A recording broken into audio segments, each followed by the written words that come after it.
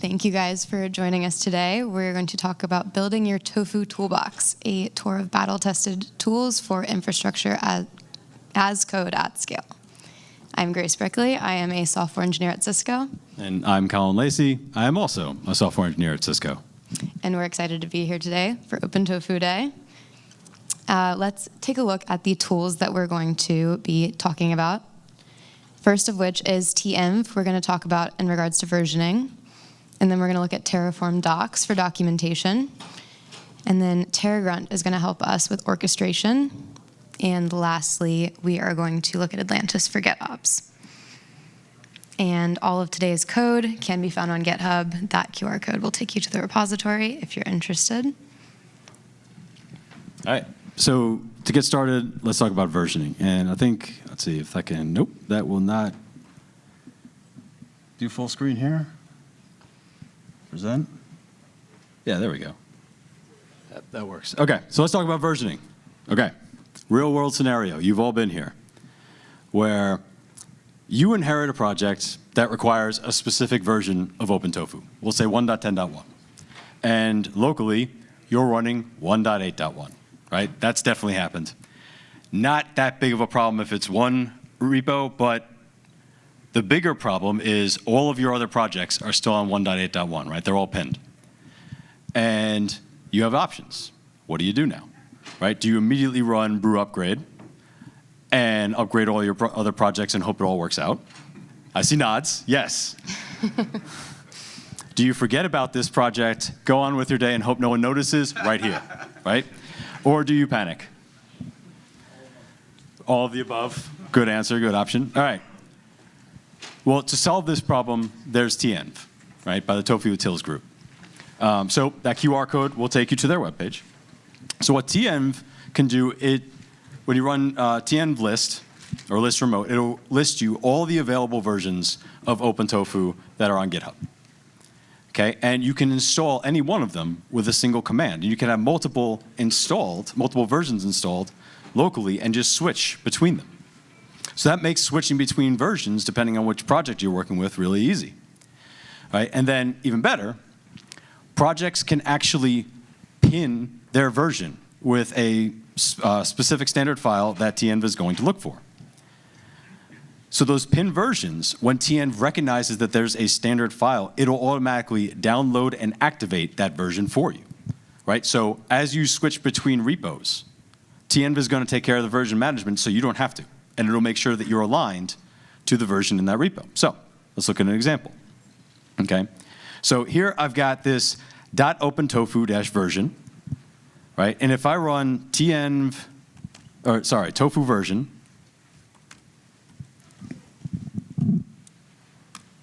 right, 1.10.1. What happens if I cd out of this project and run the same command? 1.8.1. Right? Because what tenv did is it made sure I'm matching whatever's defined in this file. So if I cd back in, okay, and now I change the version here. Let's say 1.10.2. Tofu version, 1.10.2. Right? So it's matching what's in this file. And it can also do that for Terragrunt, which we're going to see in a second. Before we get into Terragrunt, let's talk about documentation. So documentation is arguably one of the most important parts and overlooked parts of writing code. How do you document your providers, your inputs, your outputs? Do you rely on self-documenting code? Do you expect people to just know what they're looking at when they look at your code? Or do you manually document them? That can be hard to keep track of. Are they always up to date? Can you be sure about that? That's where Terraform docs comes in. So it automatically generates documents for your modules. And it can support multiple formats, including markdown tables. And it has a built-in recursive lookup for nested modules so that you have documentation, full coverage documentation. And there are also multiple ways to run it as a Git hook, which are listed on their website at this QR code here. And it does currently only support .tf files, but there is an open issue to support .tofu files as well. And let's take a look at what that looks like. So if we come into our project repository here, we have this modules folder, and we have a team A folder and a kind cluster folder. And if we look at this command that we're going to run, we run terraform docs, and we want the markdown table to be the output, and we specify that we want to run this in the team A folder, and we want the output file to be a README. And we run that and then open team A, we can see this README, and we can actually preview it here. And now this folder is documented. But let's delete that real quick. Oh, that's small. And we're going to run the same command but with a couple of changes.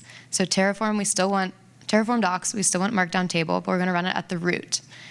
Same output file README, but we're going to add this recursive flag here. And we can see that this README still exists in team A, but it also generated a README for the kind cluster as well.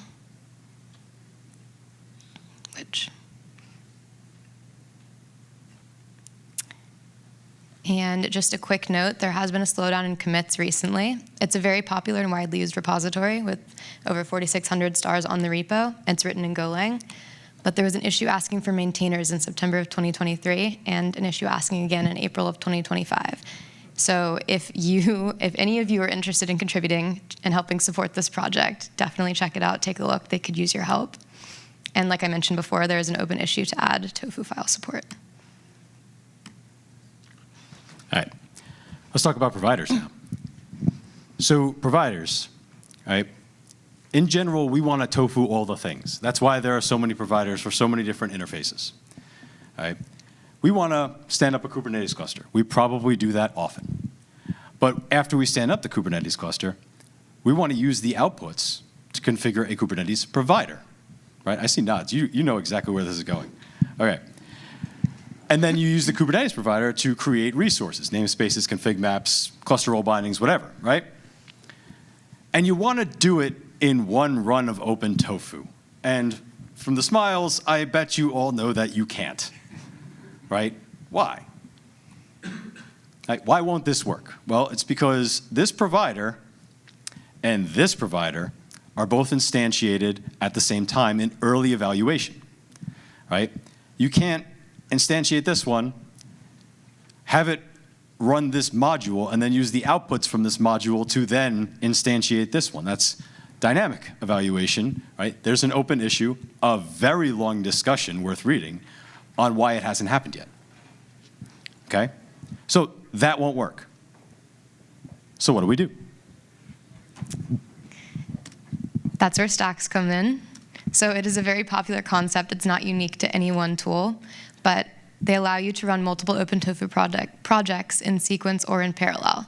So rather than having to apply each project manually, you can define stacks that describe the dependencies between them and then execute them in order or in parallel depending on the dependencies. And there are many popular use cases for this, including managing multiple environments like dev, staging, and prod, or coordinating infrastructure across cloud providers. And it allows you to orchestrate dependencies between projects. So you can define relationships like network must be created before compute. And it allows you to execute a series of stacks with one command, which helps simplify automation. You can stand up entire infrastructure with just one command. And that's where TerraGrunt comes in. It is an OpenTofu orchestration tool. It's written in Golang, but you interact with it using HCL, which is the same configuration language that OpenTofu uses, so it's easy to adopt. You don't have to learn a whole new configuration language. And it provides declarative syntax for building stacks. And you run Q for selective stack execution. So TerraGrunt has a dependency-aware execution engine that decides which stacks to run, to skip, or to parallelize. And this helps speed things up and gives you more control. And there is a large guide for breaking down your Tofulith into manageable pieces on their website at this QR code here. And let's take a look at what that looks like. So we're going to run TerraGrunt, apply all, and then I will walk you through what's happening as it is running. You missed the L. Oh, that's my bad.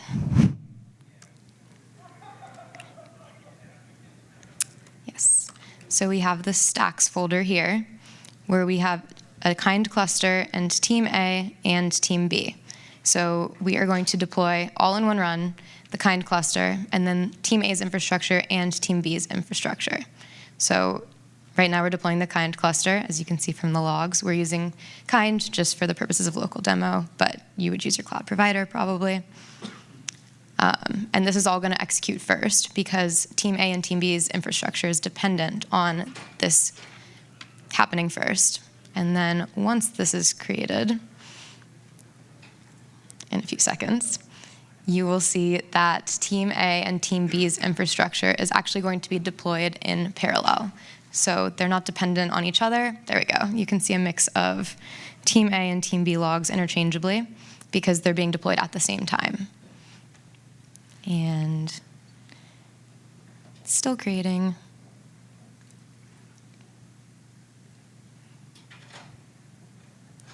And it will continue to create as we keep going. We'll move on. It worked. All right. So TerraGrunt, cool. What else can it do? All right. Well, one of the unique features of TerraGrunt that we've noticed is hooks. All right. So with hooks, you can run scripts, custom scripts, before or after specific commands. Right. So run a custom script before init, apply, right, etc. If the hook fails, the stack exit early, right, and that prevents the rest of the stacks dependent on that stack from running, right? So you can actually set security compliance hooks before anything runs, preventing everything from running, right? And it's also useful for running smoke tests against your infrastructure, right? When we talk about things like intent-based infrastructure, you can actually measure your intent with after hooks to make sure that what you intended to have deployed was actually deployed. Okay, so let's take a look at that. So in this file, right, I've got these hooks commented out. So I'm going to uncomment them. All right, and I'm going to run this command again. All right, now, of course, it was all stood up, and you could see 4 stacks succeeded. Cool. All right, but when I run it, what's going to happen is during the apply after, this is the kind cluster TerraGrunt HCL file. So after the kind cluster is created, we'll see a log output saying it curled the endpoint for the kind cluster, right? It ran curl and I think version or something like that, right? To make sure that it's available. So I hit apply, yes I do, and wait for it. It's going to happen. There it is, executing cook. Do y'all see it? I can scroll up. But it was there, right? So it actually checked to make sure that the endpoint was there and that it works and it's reachable. Right? Especially useful if you're doing things like testing network connectivity. What about this before hook? Right? So what this is going to check for is no uncommitted files. You might want to run this in a CI pipeline where you clone the repo, and if there's something that wasn't committed and isn't part of your repo, that's probably a malicious file. You don't want that there when you're running your IaC.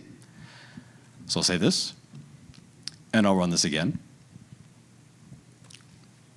I'll say yes, and immediately failed, right? We can see the log output failed to execute no uncommitted files because we have uncommitted files, right? So this failed, and 2 exits early. That's the team A and team B. They never actually ran. So that's cool. What else can it do? Generated code. This took me a second to wrap my head around, but once I figured out what it was, it's actually really cool. So before I get to the bullets, I'll actually show you what's going on here with generated code. So let's see. Let's go to team A. So I'm in the main.tf in team A. All right? And if I find providers, there aren't any listed in this file. Same thing with outputs. Come to outputs, providers, none listed. That's not supposed to work, right? You have to list the providers necessary for your Tofu repo. So where is it? It's actually in here. So I can generate blocks of code. I can generate providers, this providers block, and it only exists at runtime, right? So that, right, within these standard blocks of code that are utilized at execution, right, they can overwrite conflicting versions that someone else might try to commit to that repo. right? I can say, no, we're only going to use this version of the Terraform, of the Kubernetes provider, right? We're only going to use this version of the AWS provider. And any conflicting code that tries to say, I want to use this version. No, I'm going to overwrite that. And it's useful for pinning those, but it also makes use of a declarative inheritance model. So if I come back in here, right, there's no backend configuration here. And the reason there's not is because it's inheriting from root.hcl, which is this file way up here at the top of the repo. So all of these stacks are actually using the same backend configuration, right, because of this file that they're all inheriting. Right, so how cool is that?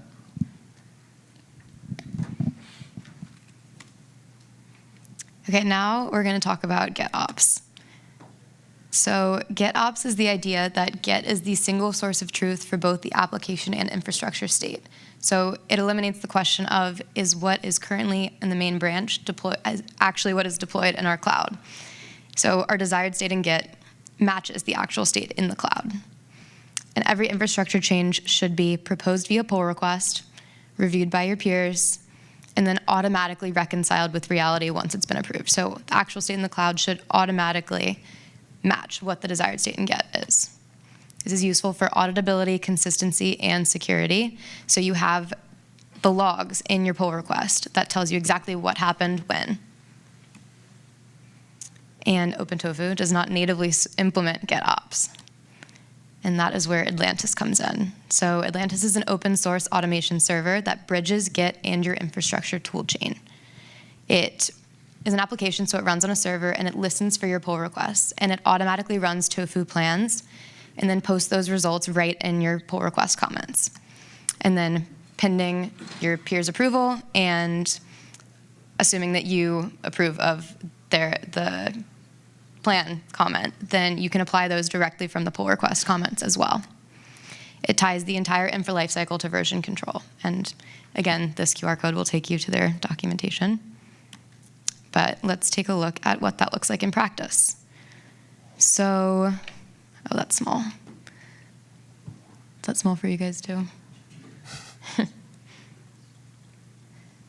This is just the server that's running in my local terminal. It's exposed to the internet via ngrok. We don't need to worry exactly about those logs yet. But let's take a look at our GetOps folder here. So in our main.tf, we have a couple of S3 buckets. And let's make a change to one of these names so that I can commit this. But I did tear down, none of the S3 buckets exist right now. They're all torn down, so the plan will have to create all of these. And then let's commit this change.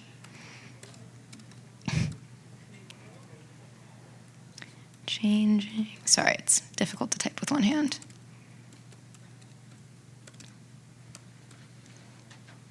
Name.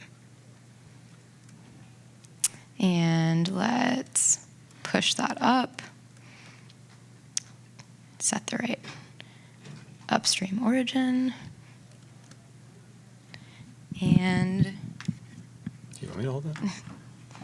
should be good. Let's create that pull request. Oh, that's also small. So if we create this pull request here, we see that this is actually running as a check in GitHub. So it's blocking our merge, or it can block our merge, assuming the plan does not run and wasn't successful. And we can actually look in the terminal, and we can see that it has acquired the lock. So it is running.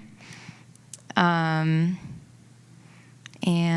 there we go. So it passed, and the output was actually commented right here. So we're creating all of these buckets. Looks good to me. Assuming I also have had my peers reviewed it, I can comment Atlantis apply. And then that should kick off. Yep. So Atlantis is now actually running apply. And so our state in Get will now actually match the state in the cloud. I might have missed this here. I think it finished already. Yeah. Oh. There you go. There is also a UI that you can stand up where you can actually see the locks and the jobs that are currently running. We can see that the plan ran here and apply ran here. And now that it has actually ran and we've applied our changes successfully, we just merge that pull request in, and that lock will release, and we delete the branch, and that's how Atlantis works. All right. So that's our demo. It went well, I would like to think, right? One more thing before. Thank you. One more thing before we wrap up. All right. Call to action. All of these projects are open source, and they all have a contribution guide, right? Making it easier for new contributors to get involved. Most of them have a good first issue label and issues that open with that label. They all have over 1,000 stars, so they're all popular, they're all being used, right? They're all providing impact and value to teams around the world.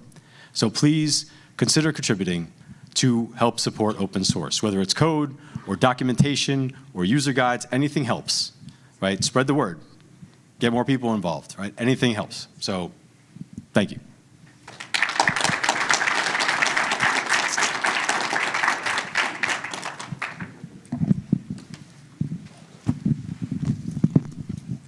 Do we have any questions? Of all the tools that you used, were there any that are perhaps a little bit less mature and need more community love to meet the same standards as the ones you saw? So Terraform docs, like she said, it's in danger of being archived. There's a lot of issues. The last commit to main was 7 months ago. And the maintainers are really open. Like they've just got life events, not being specific, but they've got life events preventing them from keeping up with the project. So like there's issues with Golang 1.25, for example, that need to be addressed. The issue about supporting .tofu files, they tried to tackle it and only got a partial implementation, right? So there's interest there. That's the one I would say needs the most love right now. Thank you. Going once, going twice? Thank you.